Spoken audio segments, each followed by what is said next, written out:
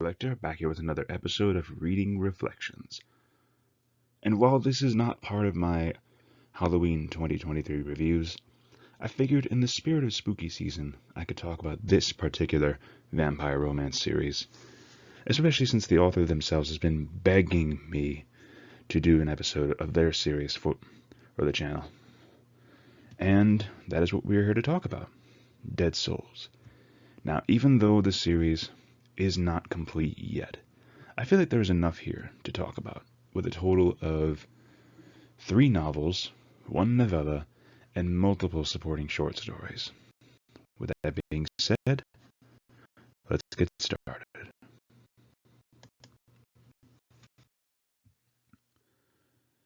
So for my overall thoughts for this series, this definitely provides a fun take on the typical vampire romance genre, showcasing characters who are still human despite being supernatural creatures. And another highlight is that this series is definitely not afraid to cover dark topics such as child abuse and how it affects the victims, as well as other hard topics such as depression, intrusive thoughts, gender identity, and mental conditioning. Now, it's like I've said before, all of these characters are still very much human despite being supernatural creatures of the night, ranging from zombies to werewolves to vampires, all of whom still have human emotions. For instance, you have Quinn, one of the main characters here, one of the most powerful figureheads in vampire society, who owns multiple companies and mansions and things like that, super rich, super powerful, yet also struggling a lot with past abuse, PTSD, a controlling attitude, as well as the false impression of himself. His sort of, what's the word I'm looking for here? False identity. He believes himself to be a monster and therefore undeserving of any sort of love and affection. And as such, continues to want to have control over himself and the people in his life, not wanting any of them to get too close for fear of being hurt. And with gender identity, we of course talk about Natalie,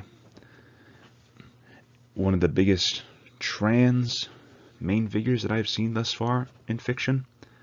Granted, it's still a very new topic to myself, so this one, while I cannot relate to Natalie, I can see the struggle with their character. Like, R.I. Pulsgrove does a fantastic job of showcasing the sheer mental struggle with identity.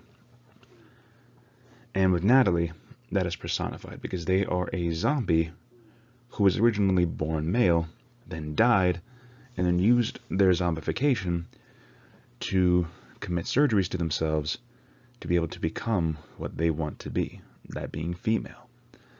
And I've got to say, it was pretty interesting to see that highlighted a lot, especially in the novella Blood and Brains. We see more of that.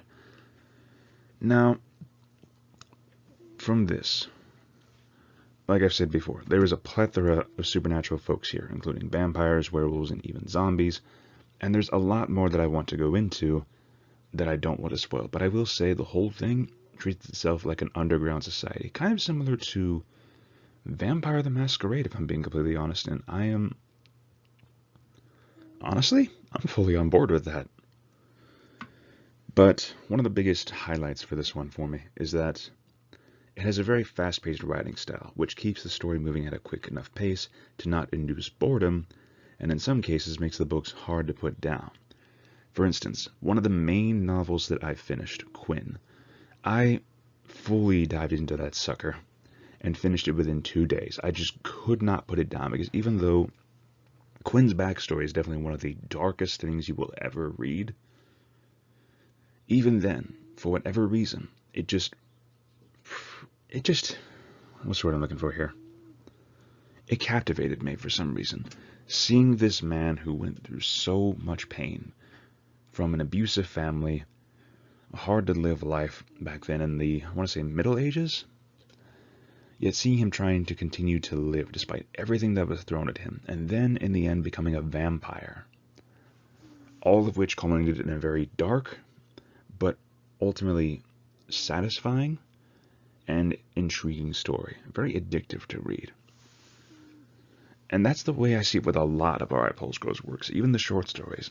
All of them are just, you don't want to put them down. You want to keep seeing more of this author. Like, once you start on one book, you have to read the rest. Now, let's keep going. But if you were to ask me my personal favorite book of the series, I would have to honestly say Book 2 of the Dead Souls series, that being A New Night. And the reason for this is because A New Night, to me, is where Dead Souls really kicks off. Like, that's when it hits the ground running, and then it leaves you craving for more.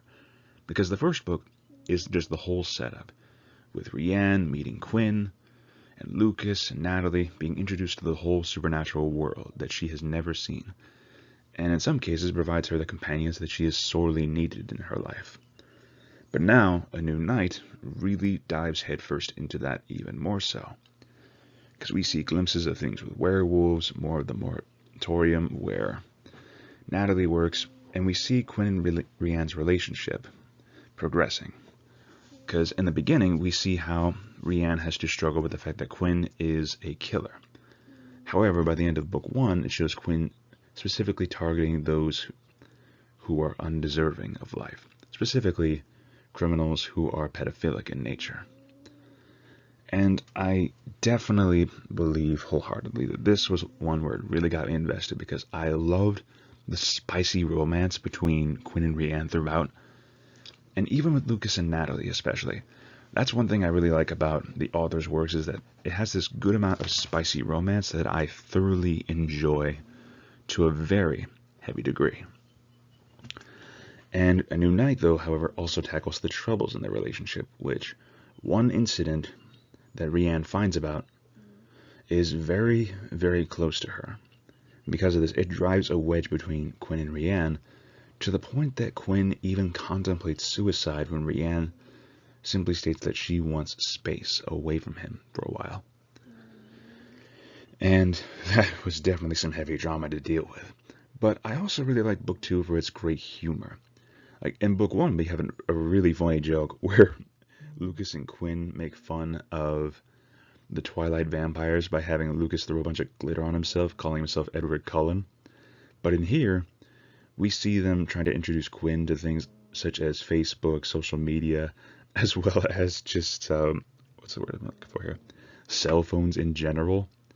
Like, they just start, what's the word I'm looking for? They start introducing Quinn to more modern society, and I love how Quinn is so out of touch with everything, and he is freaking out so much. He's just like, how do I use this thing?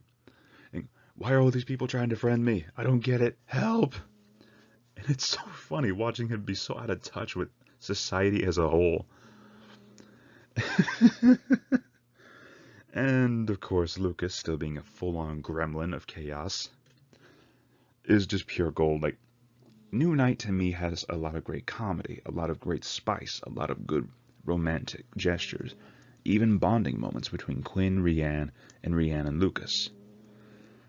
And it's just a lot of fun. And I like how by the end of the book, both of them agree to start attending couples therapy, at the very least, just to try and overcome both their individual issues as well as their issues as a couple. I like how there's that natural progression. The communication between the two is golden. And that's why A New Night, to me, stands out as my personal favorite so far. Because, like I said, this series is not yet done, so my opinion may change. You never know.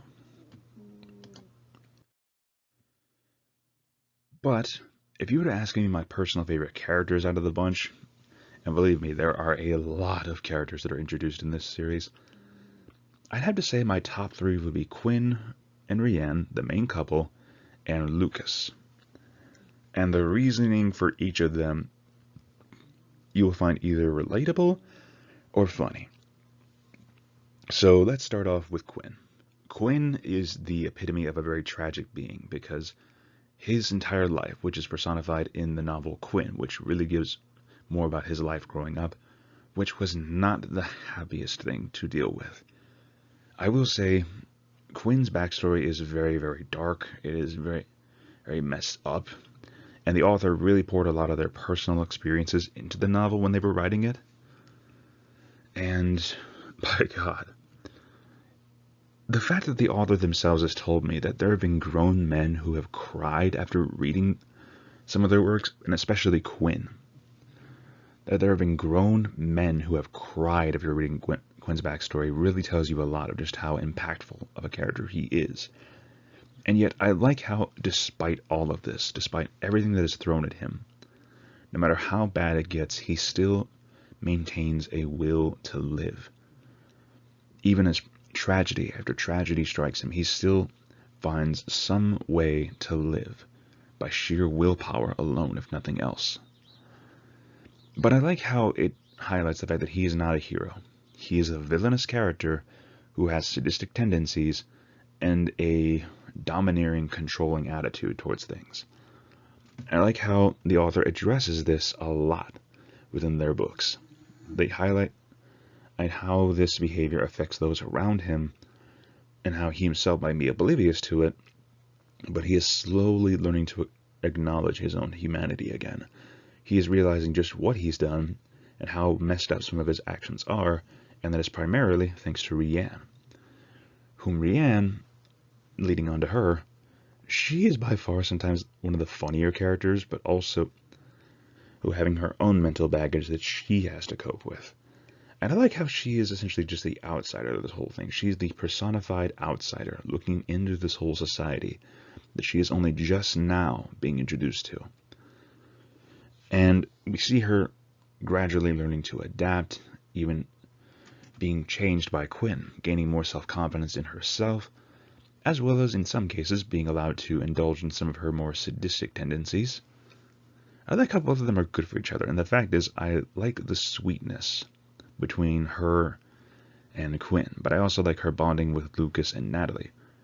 To me, Rianne is just a fun character, and not to mention I love the fact that she is an absolute caffeine addict, which to me, that is a certifiable mood half the time, because I cannot properly function without a dose of caffeine in my system. I just cannot. It is not possible, and if you try and talk to me before coffee, I will bite your head off. Now, we move on to the last character, but certainly not the least entertaining, and that being Lucas. Lucas, if I were to describe him in 2 words, it would be chaos personified. And to me, that is essentially just funny. Because Lucas is like constantly having to be maintained by Quinn, and Quinn is just like the exhausted older brother having to deal with his chaotic younger brother. That is their relationship between each other. And Lucas lives up to the term of gremlin little brother by taking photos of his victims, being a little more bloodthirsty and a little more active in extracurricular activities, let's put it that way. But I like how even then he still has a sweet side, especially when it comes to his girlfriend Natalie. And I just gotta say, Lucas is definitely one of the funnier characters in my personal opinion. For instance, I love this interaction between Quinn and Lucas at one point when they're talking about Rianne, and at one point Quinn makes a pass about how at this point he should probably just put Lucas on a leash, and Lucas decides to roll with it and just poke fun at Quinn to the point that it makes Quinn squirm.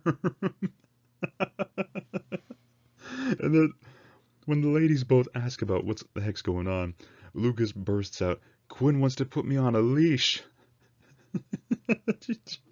You see what I mean? He is chaos personified, and I love him.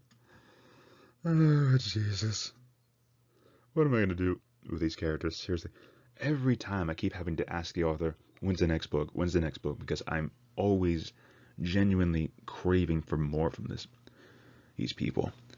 And I really like how Lucas himself actually has a spotlight, right, in the novella Blood and Brains with Natalie, but also apparently, from what the authors told me, Lucas is going to get his own standalone novel, and I'm really excited to see how that goes.